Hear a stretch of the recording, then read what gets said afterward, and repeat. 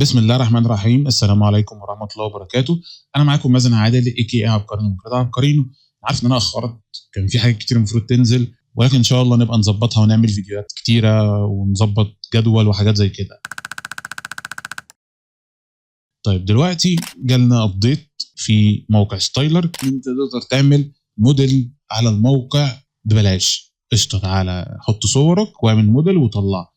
بجد والله بجد هتقدر تعمل كده، والموضوع ده هيكون بسيط. كل اللي عليك ان انت ترفع من 3 ل 10 صور وانا هعمل لك موديل كويس جدا. ولكن العيب الوحيد ان انت مش هتعرف تعمل الموديل ده زي ليوناردو في السرعه. يعني ليوناردو لما تيجي ترفع عليه الصور عشان تعمل موديل ياخد معاك 10 دقائق بالكتير ويقول لك الموديل جاهز، استخدم الموديل ده دلوقتي. لكن ده في ستايلر انت هتاخد وقت عشان الموديل ده يبقى جاهز، هتاخد 51 دقيقه. اي نعم مش كتير قوي، بس بالنسبه لنا كتير. لو انا مثلا عندي بروجكت او حاجه عايز اشتغل عليها، انا مش هستنى ساعه او ساعه الا عشان بس اعمل موديل، على عكس ليوناردو. وبالمناسبه ليوناردو بالنسبه للكورس يعني مش هتعرف تعمل موديلز عليه تاني، خلاص هتضطر ان تدفع فلوس. وهتلاقي دلوقتي الخطط بتاعتهم رخيصه شويه، يعني اقل خطه ب $10 بالنسبه للي بيقدموا الموقع دلوقتي من مميزات وحاجات كتيره جدا هم ضافوها حلوه جدا. ممكن تبقى تشتري الخطه اللي هي ب $10 وتشوف المودلز وتشوف الحاجات بقى ان هم بيعملوها، وتقدر انت تعمل موديل وتستخدم الموديل ده في حاجات كتير جدا او اكتر من موديل كمان، مش موديل واحد. طيب دلوقتي ده موقع ستايلر بعد الابديت شكله اتغير، في شويه حاجات كتير جدا ممكن انت تستخدمها، تشوف ستايلات ناس كتير جدا موجوده والكلام ده. احنا دلوقتي عايزين نعمل ستايل، تمام؟ هتروح على البروجكتس بتاعتك، تمام، هتلاقيها فاضيه. ده لو انت لسه عامل اكونت ارجع للفيديو القديم هتلاقي شرح الموقع والكلام ده. هتدوس على نيو بروجكت وهيقول لك البروجكت نيم، مثلا انت عايز تسمي البروجكت ده ايه. ماشي، من فوق هنا ممكن مثلا نسميه اركين ارت مثلا.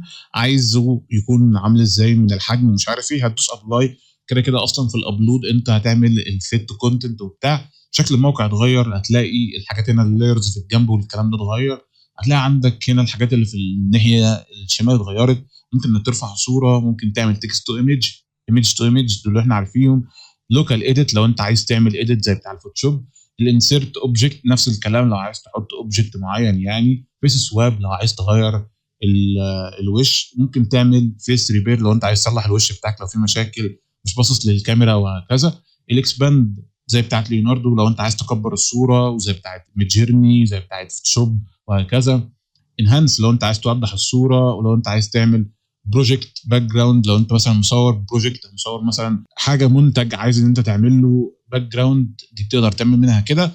ولكن دي لسه في البريفيو، هي لسه بتتجرب يعني وبتاع. دلوقتي احنا عايزين نعمل موديل. الموديل ده هتدوس على تكست تو ايمج او ايمج تو ايمج. مثلا هتدوس على تكست تو ايمج هتلاقي هنا مكتوب نو ستايل، هتدوس عليها وتدوس على ماي ستايلز هتلاقي عندك ستايل سوابر او ستايل ليرنر. احنا عايزين نختار الثانيه، هتدوس عليها هيقول لك ارفع من 3 ل 10 صور عشان تعمل ستايل خاص بيك. انا مثلا عندي شويه صور، ممكن نرفع 10 صور ونشوف الكلام ده هل الصور دي هتطلع النتيجه اللي احنا عايزينها ولا لا. انا دلوقتي مثلا 1 2 3 4 5 6 7 8 9 10 صور انا رفعتهم. بعد ما برفع الصور دي بكتب اسم الستايل، بتكتب اركين نيم مثلا او اركين ارت او اكتب اي حاجه. يعني انا مثلا سميته اركين ارت، وبعد ما ترفع الصور دي بتقول له انا عايز ان انا اعمل الصور دي كستايل، وهو بيعملها لك. بتدوس تريند وخلاص على كده. طيب احنا دلوقتي عاملين ستايل، خلاص خلصته، لسه هعمل له ترند دلوقتي اللي هو اركين ارت، وهتدوس عليه وتكتب اللي انت عايزه. ممكن مثلا احنا نكتب كيوت وومن ان ستريت بلور وندوس على ستايل. هنشوف هيعمل الستايل اللي احنا عملناه ولا لا.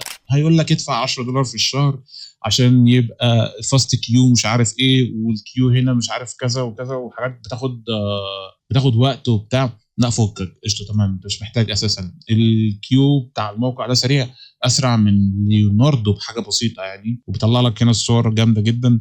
وفي مواقع تانية هو اسرع منها. بس هو ده الستايل اللي احنا عايزينه.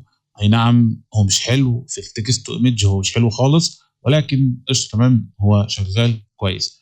هتدوس على ايمج تو ايمج، والمره دي احنا هنديله صوره ونقول له احنا عايزينها بالستايل ده. هنرفع صوره الشاب ده محملها من موقع بيكسل، ممكن تجرب على صوره عندك او كده. انا عشان مش عندي صور يعني، في صوره معينه مش عايز استخدمها بتاع اسماعيل، شوت اوت لاسماعيل عشان انا خلاص هريته صور. بعد ما ترفع الصوره تبدا تعمل اعدادات من الجنب. الاعدادات دي اللي هتظبط الصوره بتاعتك انها تطلع شكلها كويس على الموديل. هي دي الصوره. هتدوس على اوتو بروموت، هو هيعمل بروموت خاص بالصوره دي، هيظبطها. يشوف بقى اللبس، يشوف الخلفيه، الشعر، الوش، وهكذا. ادي ظبط لي البروموت. هتيجي هنا عند فيس ماتش فعلها، وعندك هنا الستراكشر ماتش خليها زي ما هي، ما تلعبش فيها، او ممكن ان انت تعليها شويه. يعني هو انت عندك ده في الرينج ده بس تلعب فيه. مثلا انا هعليها درجه، ما تلعبش في حاجه تانية. كلر ماتش دي احنا مش محتاجينها دلوقتي، احنا عاملين الموديل بتاعنا، احنا عايزين نشوف الموديل ده او الستايل ده هيظبط ولا لا. هو دلوقتي خلاص احنا عملنا له الاعدادات وبنقول له خد، احنا عملنا سبميت للحاجات دي، اعمل لنا الصوره. هنستنى شويه، في 4 قدامنا شغالين.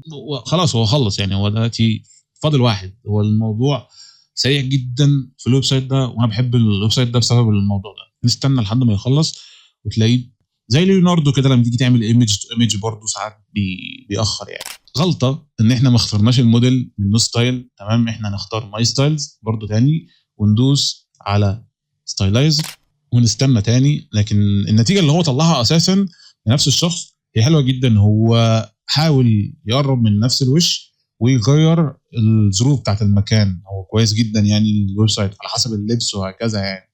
لكن ده مش اللي احنا عايزينه. احنا عايزين نشوف الموديل بتاعنا. دي كانت غلطه ان انا ما خدتش بالي ان احنا عاملين الموديل.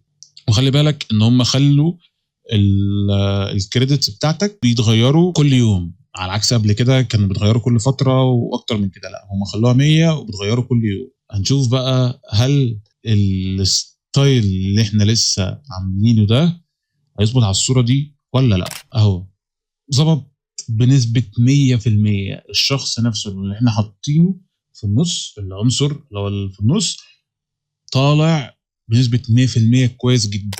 الخلفيه هي اللي فيها مشكله، دي بقى ممكن انت تبقى تظبطها مع نفسك، او تشوف يعني ستايل كويس تقدر ان انت تظبط منه. لكن دي حلوه لو انت عايز تدي هديه لحد بتاع صوره، تقول له خد يا عم حطها باك جراوند عندك مش عارف ايه بتاع، فهي حلوه جدا. انا عملت ستايل تاني برضو عامله ديجيتال ارت وكده، فانا عايز اشوف هل ستايل الديجيتال ارت ده هيظبط برضو ولا لا. فننقل الناحيه التانيه برضو، هتروح على بروجكتس، تعمل نيو بروجكت، نستنى ونسميه دي ار مثلا، او دي اي ار ديجيتال ارت مثلا، وندوس على ابلاي، وبرضو نستنى الصوره ان هي تعمل لها ابلود. وبعد كده هنروح على الايمج تو ايمج ونشوف شكل الديجيتال ارت ده عامل ازاي. الديجيتال ارت ده انا بستخدمه عموما اساسا يعني. انا اصلا بعمل ديجيتال ارت في العادي، بس جربت ان انا بقى ايه استخدمه بالاي اي، اشوف هل الاي اي هيعمل نفس النتيجه ولا لا. طبعا انا هنا الكريدتس عندي قليله، مش مشكله. هنروح على الايمج تو ايمج وتروح على اوتو بروموت، برضو هيجيب البروموت ان ده شخص واقف في النص ومش عارف الخلفيه ايه ومش عارف ايه. وهنختار الستايل بتاعنا اللي هو الديجيتال ارت، وتخلي كل حاجه زي ما هي. هنعمل فيس ماتش، ممكن مثلا نعلي درجه برضو عشان نخليها زي التاني ونشوف هتبقى عامله ازاي. هنستنى شويه لحد ما يخلص. دي النتيجه اللي طلعت حلوه جدا جدا جدا. اي نعم مش زي الديجيتال ارت اللي بجد بقى يعني، التاني بيكون فيه تفاصيل اكتر، ولكن دي حلوه. اللي يعرفني من زمان انا اصلا مشتغل في الموضوع ده من زمان يعني، فكنت طالع نتيجه كويسه. ولكن دي حلوه بالنسبه لموقع ذكاء اصطناعي واخد مني 10 صور بس ومطلع لي النتيجه. في النهايه حابب اقول ان موقع ستايلر بيتفوق وبقوه على ليوناردو في الموديلنج بتاع الصور. وليوناردو محتاج ان نشد حلو شويه، عشان هو في تجربتي ليه يعني ما كانش قد كده، او يمكن عايزك تدفع عشان تعمل صور احسن يعني. ده كان فيديو النهارده. انا كنت معاكم مازن عادل اي على قناه كارينو. اعمل لايك سبسكرايب وشير الفيديو بتاع مع اصحابك المهتمين بالمجال ده. ان شاء الله هبقى اعمل لكم فيديوهات تانية نتكلم فيها عن ازاي نعمل فيديوهات بالذكاء الاصطناعي قصيره، ولكن دي هتاخد منك شويه فلوس يعني لو انت عايز تدفع وتعمل كميه اكتر يعني وكده.